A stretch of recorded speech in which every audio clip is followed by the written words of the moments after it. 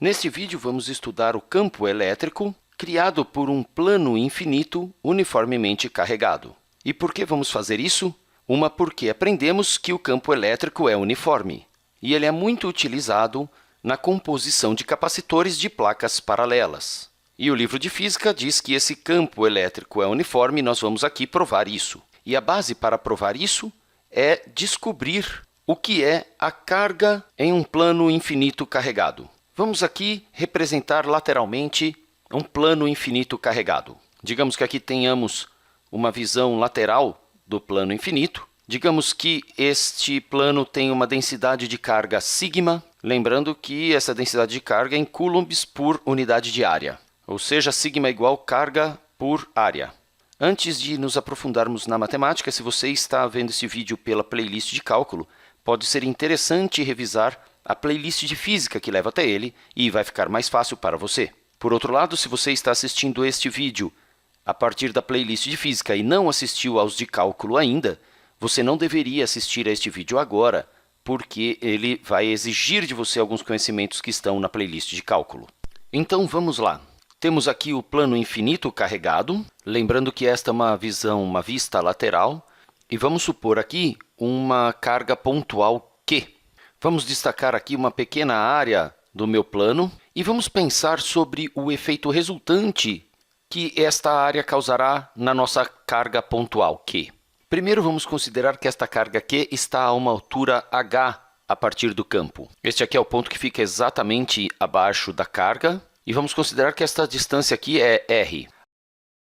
A partir disso, qual é então esta distância que eu vou indicar aqui em cor de rosa? Para isso, podemos utilizar o Teorema de Pitágoras e calcular a hipotenusa desse triângulo retângulo.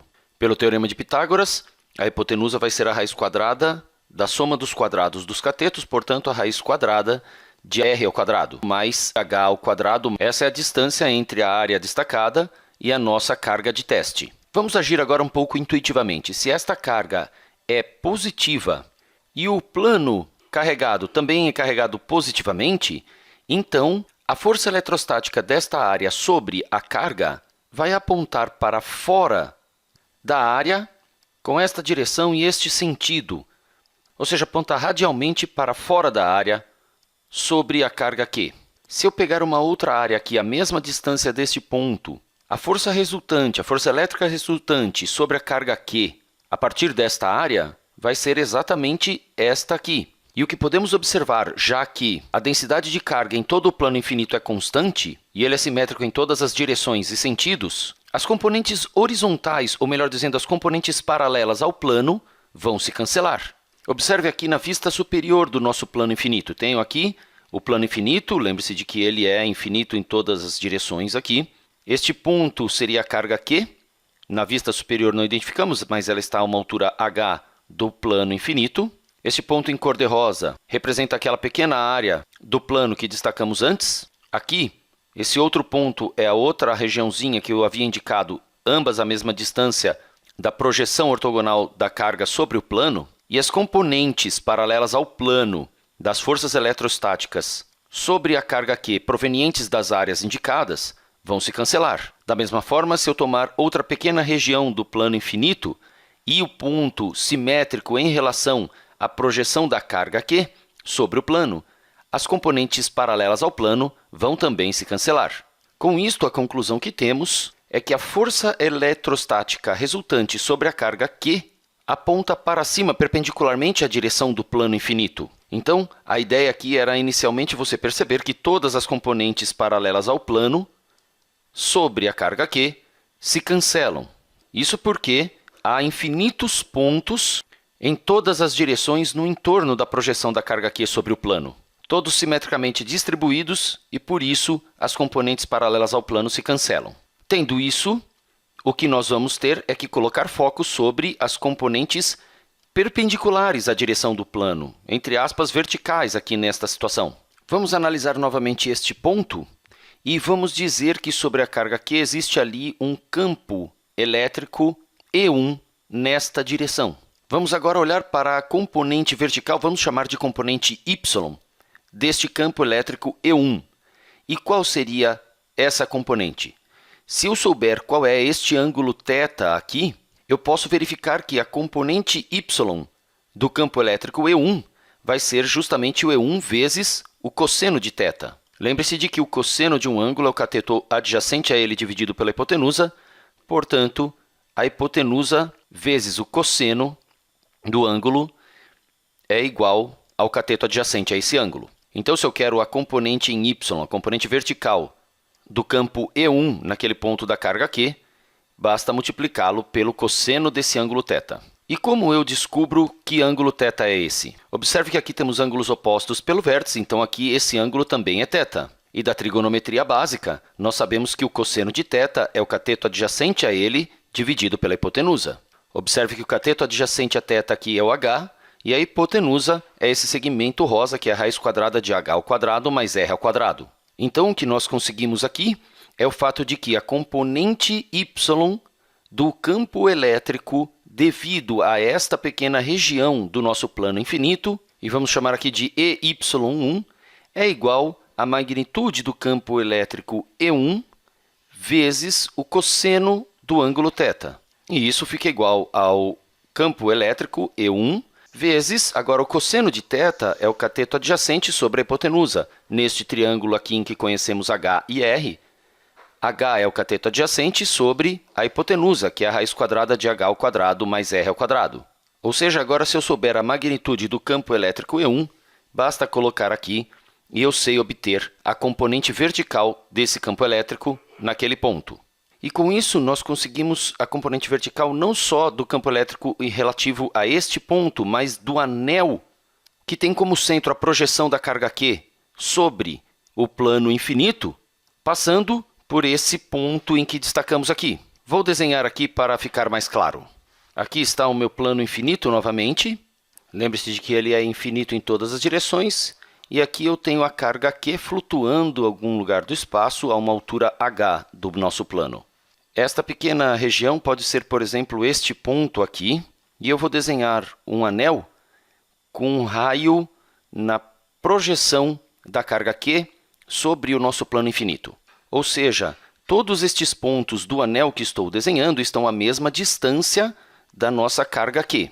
Então, vamos agora olhar para a componente y, entendendo que y é a direção perpendicular ao plano infinito da força elétrica agindo sobre a carga Q.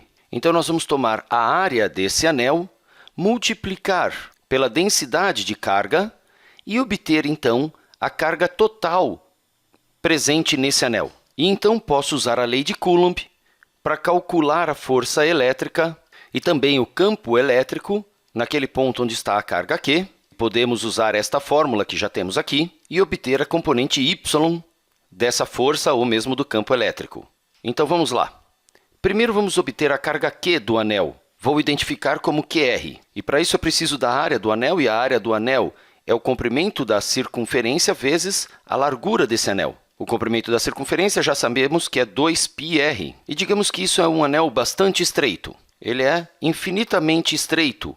E o que seria a largura dele vamos indicar por dr. Então, aqui temos 2πr, que é o comprimento da circunferência do anel, vezes dr nos dá a área do anel.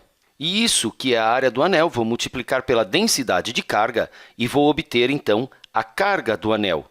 Portanto, 2πr dr vezes sigma vai nos dar QR, a carga do anel. E qual é o campo elétrico gerado pelo anel neste ponto onde se encontra a nossa carga de prova Q? A lei de Coulomb diz que a força eletrostática provocada pelo anel sobre a nossa carga de prova é igual à constante de Coulomb K vezes a carga do anel QR vezes a carga Q da carga de prova dividido pelo quadrado da distância entre o anel e a carga de prova. Agora, qual é a distância entre qualquer ponto do anel e a carga de prova? Observe aqui, este poderia ser um ponto no anel, este outro ponto no anel. Então, esta distância aqui, ou seja, a distância de qualquer ponto do anel até a nossa carga de prova, esta distância, pelo teorema de Pitágoras, é a raiz quadrada de r ao quadrado mais h ao quadrado, pelo teorema de Pitágoras, que é o que já tínhamos escrito ali atrás.